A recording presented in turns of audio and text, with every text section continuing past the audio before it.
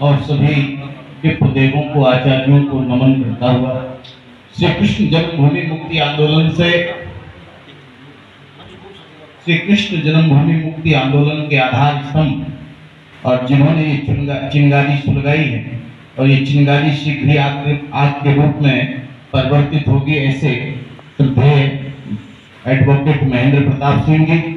और जब माननीय आशुतोष जी अपना उद्बोधन दे रहे थे तो मैंने अपने बगल में बैठे आचार्य राजेंद्र जी महाराज से कहा कि यह आरएसएस के संगठन से जुड़े हुए व्यक्ति होते हैं, क्योंकि जिस तरह का समायोजन और संचालन आपके माध्यम से हो रहा था उससे ये भली भांति परिलक्षित होता था कि आप राष्ट्रीय स्वयंसेवक संघ के एक स्वयंसेवक हैं। क्योंकि मुझे भी ये सौभाग्य मिला है संघ की शाखा में जाने का और वहाँ कार्य करने का, अखिल भारतीय विद्यार्थी परिषद में कार्य करने का। देवेंद्र जी मेरे पुराने साथी रहे हैं, एबीवीपी में कार्य करने। तो एक सबसे बड़ी बात मैं ये कहना चाहता हूँ कि राम जन्मभूमि मुक्ति आंदोलन में मैं सक्रिय तो नहीं रहा क्योंकि मेरी उम्र बहुत छोटी थी, लेकिन जिन महापुरुषों के द्वारा वह आंदोलन चलाया गया और माननीय अशोक सिंघल जी और माननीय सुदर्शन जी संघ चालक जी जहां आकर के मार्गदर्शन लेते थे, ऐसे विरक्त शिरोमणि स्वामी दामदेव जी महाराज के चरणों में सानिध्य प्राप्त करने का मुझे अवसर प्राप्त मिला। वहीं से ये आंदोलन राम जन्मभूमि मुक्ति आंदोलन चला। उन्होंने अखिल भारतीय राष्ट्रीय संत समिति की स्थापना करके पहली बार सभी संत संप्रदायों के संतों को एक मंच में ला करके संगठित करके और राम जन्मभूमि मुक्ति आंदोलन के आंदोलन को गति दी। और ये पहला नारा उन्हीं का दिया हुआ था कि 1 रुपया देना भैया रामशिला के नाम पर। तो ऐसे महापुरुषों का दर्शन करने का और उनके सानिध्य में रहने का मुझे सौभाग्य प्राप्त हुआ है। और इस समय जो भव्य मंदिर श्री कृष्ण जन्म स्थान ट्रस्ट की स्थापना के रूप में आप देखते हैं, उनके जिनकी वहां मूर्ति है, जिनको प्रेरित किया जुगल किशोर जी बिरला और पंडित मदन मोहन मालवीय जी और 3 महापुरुषों की वहां आप जिन्होंने दर्शन किया होगा, ऐसे परम पूज्य स्वामी अखंडानंद जी महाराज के आश्रम में 20 वर्ष रहने का भी सौभाग्य हमें प्राप्त हुआ। और इसके अलावा अभी तक रामलला टेंट में जिनके कारण थे, अभी तक रामलला टेंट में जिनके कारण थे और जिन्होंने नरसिम्हा राव के द्वारा बनाए हुए रामालयम ट्रस्ट के पर हस्ताक्षर नहीं किए थे और इसी कारण से राम मंदिर जो है बना। अगर हस्ताक्षर कर देते तो बगल में मस्जिद बनती। ऐसे हमारे पूज्य शंकराचार्य पूरे पीठाधीश्वर श्रद्धेय गुरुदेव स्वामी निश्चलानंद जी महाराज का शिष्यत्व मुझे प्राप्त है। तो निश्चित रूप से मैं इसलिए बता रहा था मैं कि जिस तरह से ये कहा गया कि हिंदू समाज अब अंगड़ाई ले रहा है और उचित माहौल और वातावरण हिंदू समाज को प्राप्त हो चुका है 2014 से। निश्चित रूप से संघ का मार्गदर्शन काशी और मथुरा को मुक्त करने की भूमिका में अहम रूप से अप्रत्यक्ष रूप से हिंदू समाज को प्राप्त हो रहा है।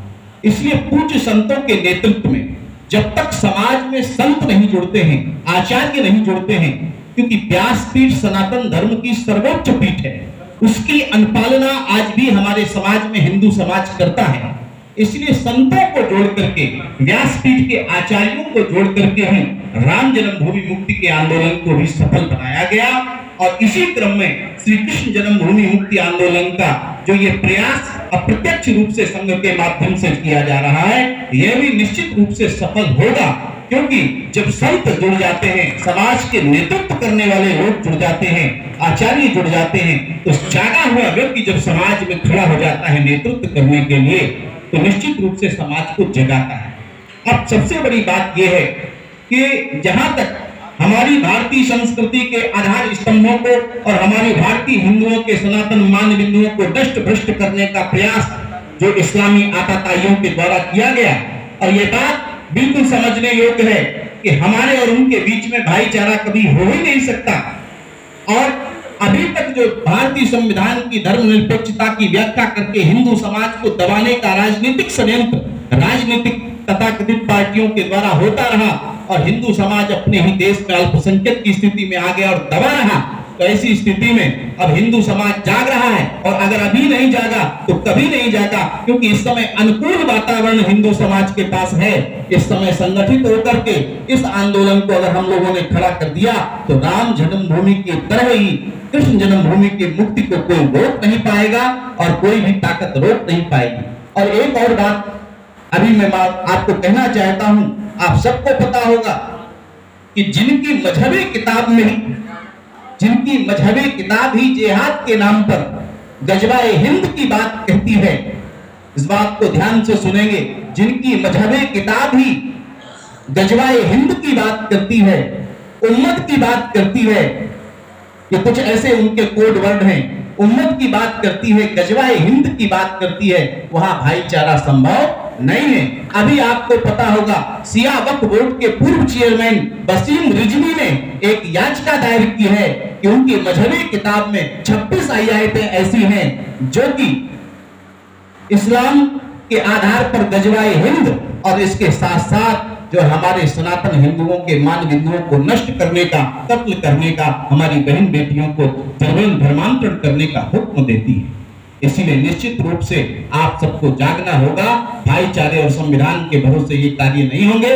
आप सब जाग करके संगठित होकर के, जैसे पहले संगठित हुए वैसे फिर अब के संगठित होकर के कृष्ण जन्मभूमि मुक्ति के इस आंदोलन को प्रगाढ़ करिए और इस आंदोलन के लिए तन मन धन से सहयोग करिए। हमारी पृष्ठभूमि हमारे गुरुओं की और आचार्यों की ऐसी रही है। मैंने अपना परिचय दे दिया, तो निश्चित रूप से हमारे पीछे रहने का तो कोई प्रश्न होता ही नहीं।